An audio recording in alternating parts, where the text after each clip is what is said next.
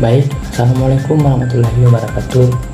Perkenalkan, nama saya Adam Jakaria, Prodi Geografi Fakultas Sains dan Ilmu Komputer Universitas Muhammadiyah Gorontalo. Di sini saya akan menjelaskan sedikit tentang definisi sensus penduduk, survei penduduk, registrasi penduduk, dan yang kedua ada menyebutkan ruang lingkup sensus penduduk, survei penduduk, serta registrasi penduduk. Yang ketiga ada apa saja contoh sensus error.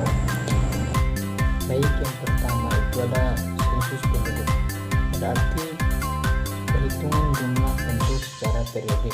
Data yang dicapai biasanya tidak hanya meliputi jumlah orang, tetapi didapatkan mengenai misalnya jenis kelamin, usia, bahasa, dan hal-hal yang lain dianggap perlu.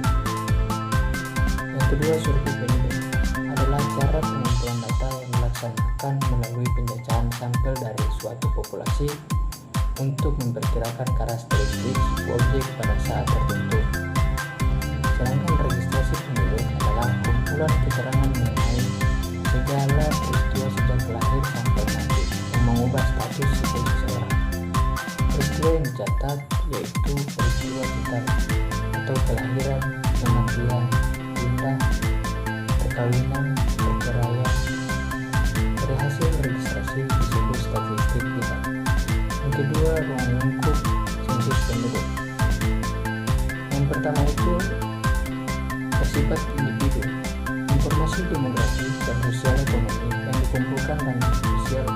dikumpulkan bersumber dari individu baik sebagai anggota rumah tangga maupun sebagai anggota masyarakat. Yang kedua, bersifat universal. Pencacahan penduduk bersifat menyeluruh.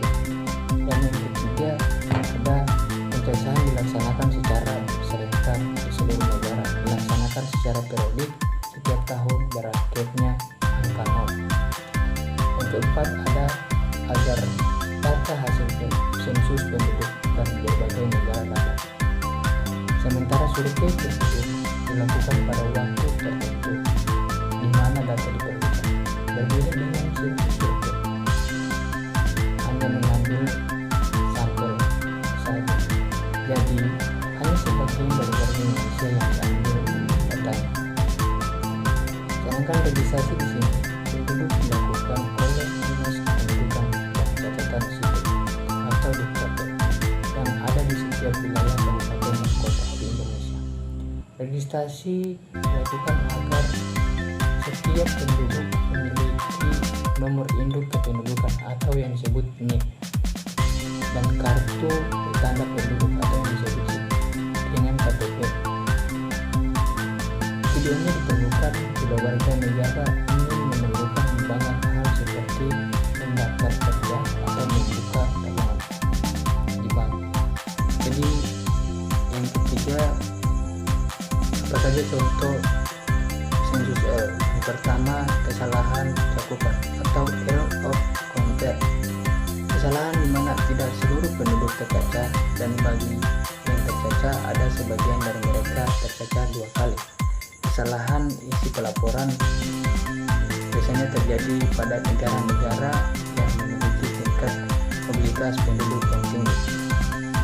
Yang kedua, kesalahan ketetapan laporan atau estimating error terjadi karena kesalahan petugas karena sensus atau kesalahan responden sendiri. Data sensus sebelum dianalisis terlebih dahulu harus berisi atau clean dari kesalahan-kesalahan. Dan yang ketiga, kesalahan isi pelaporan atau error of context. Kesalahan pelaporan dari responden, misalnya kesalahan pelaporan tentang umur, kesalahan pelaporan dari responden, atau lupa, memory lapse, atau sengaja tidak dilaporkan. Baik, hanya itu dari saya. Wabillahi taufiq wal hidayah. Wassalamualaikum warahmatullahi wabarakatuh.